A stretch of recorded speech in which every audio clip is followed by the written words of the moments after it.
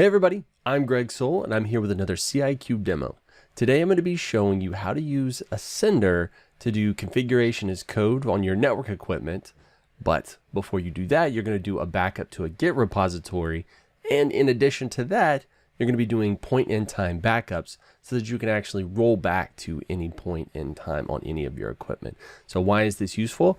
I have been a network engineer for most of my career, and a lot of times we will do, say, midnight change windows. You'll do those change windows, you'll run through all of your tests, everything looks clean, but then at 8 a.m. when users start showing up, all of a sudden something's wrong, right? We can't figure it out quickly, we just need to do a rollback. So this allows you to put that point in time back in there. You select the affected devices and do your configuration rollback. So we're going to demonstrate doing all of that. So taking a look at a sender here, I've got my configuration as code playbooks in here. So if you see job template, that equates to a playbook. And again, these are all in public Git repositories. There's a blog post associated with this, so you can see how all these pieces move and work. So I'm really just kind of giving you the run through here, but I digress. Configuration as code really means we store the configuration in a file format, right? Or it could be retrieved from like a configuration management database, whatever it happens to be. And we're really just saying, hey, network equipment, make sure you're configured in this fashion. That's really what we're doing. So I've got several job templates, each doing a discrete task. And so I really break it into little bite-sized pieces, right? So here is the access list configuration, DNS, NTP server, SNMP, right? So I break them into little bite-sized pieces. And I do that because I'm going to integrate them all into what's called a workflow. So right here, workflow job template, I'm going to pop into the visualizer to give you an idea of what that looks like. And so first thing we do is a workflow. Each one of these boxes is really an individual playbook, right? So if I start making them reusable, kind of like little chunks, like Lego bricks, for example, I can start snapping them into all different workflows. So here I'm doing my network backup. And I, in my network backup, have the option to do it tagged or untagged, right? So untagged is just going to be, let me just do a regular backup. If I do a tag, it does that point in time spot so that I can always pull back from there. So next I'm going to, in parallel, after this successfully completes, I'm going to run all of these configurations. And I am actually storing my configurations in standard show run format on these Cisco devices. So I'm going to be configuring some Cisco Nexus switches. And so you can see this is what engineers are accustomed to seeing, right? I can store all this information in a data model, and that's great. But instead, I want to see it how I'm accustomed to seeing it, right? And if I actually did store this access list in a data model, each one of these little pieces, right, whether it's line number, whether it's permit, IP, these host addresses, like each one of those has to be saved into a different variable. And so it's a lot more succinct to just keep all this stuff in that standard format. What I do instead is there's a really cool parse function baked into most of the network modules these days. And so it will take a standard kind of show run config and it will parse it, right? It will actually break it into a data model in memory. And then I use that to shove back into a playbook. Again, I break all this down in the blog post. So don't fret if it's not all syncing in immediately. We are going to run through all these configurations and then last do some testing. So let me close that and I will go ahead and go back to my job templates and I will fire off my config one. Now first it's going to ask me for my configuration repo. So where are these configurations stored? So in theory, each change window, for example, could have a different Git repository, right? It doesn't necessarily have to be that. It could be a folder within a Git repository. It's kind of however you want to structure it. But for the guise of my demo here, I just have a Git repository that has my change control in there, right? So what do all my configurations look like for the various devices? I actually have them baked into files and stuck into this repository. So I'm going to say next.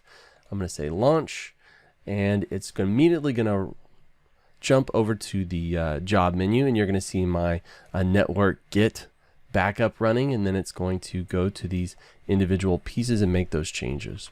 Before it actually makes those changes, I'm going to go ahead and do a quick show run and just look for the name servers. So in my change file, I'm changing the NTP settings and the DNS servers, right? So I'm going to go ahead and show you what that looks like ahead of time so that you can see the change, and then ultimately we'll roll it back in just a moment. Now that I can see that the workflow has successfully completed, right? Everything is green. I'm going to pop back into my device here, and I will issue the exact same command. And now I can see that the name servers have actually updated. All right, so it's now 8 a.m. The users are freaking out.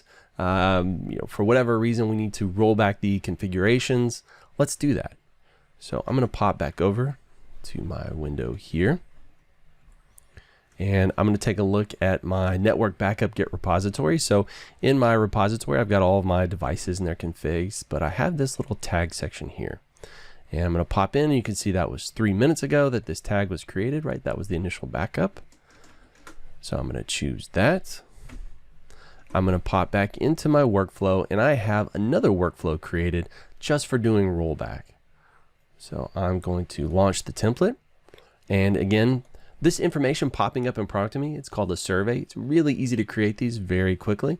And so I'm going to pop in, what was my repo tag that I want to roll back from? I'm going to click next.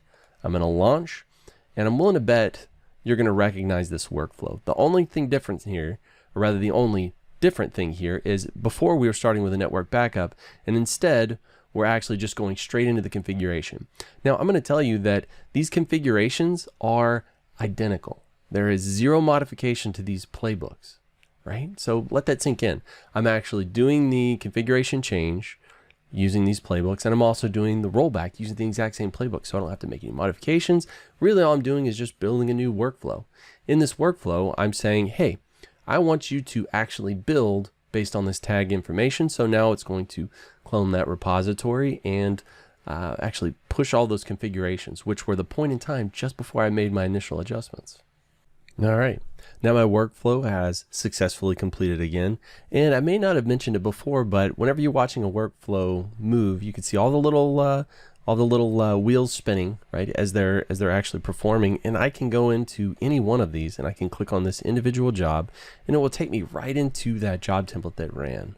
Right? And I can see all the adjustments that happen inside of here, right? Anything that changed, I can actually click on it and get additional detail, which is different than running on the command line, right? Because it's very ephemeral. It happens once and goes away.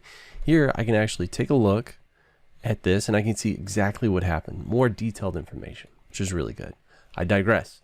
Let's pop back over to our Cisco Nexus 9K, right? This is number 3. So originally we had 8844 and then all 2s, right? We changed that to all 8s and then all 5s. We just performed the rollback, so now it should be, again, back to the 8s, 4s, and the 2s.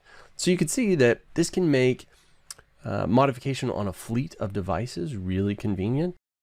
So now that we've saved our configurations to a Git repository and it's all in there, not only do we get the point-in-time functionality where we can restore back or really just look and see what things looked like at very specific timeframes, but we get that change control aspect where I can go and I can compare in there, right? I can see the diff of this is what it was before and this is what it is after, whether it was a subtraction, addition, just a modification.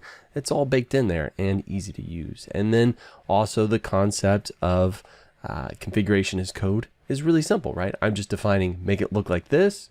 It will parse my config, grab all of the relevant sections it needs, and push that into my device. So it's kind of a different sort of way to think for our network people. Instead of just doing discrete changes, now I can maintain configurations, and this is how it should look, and it will push it.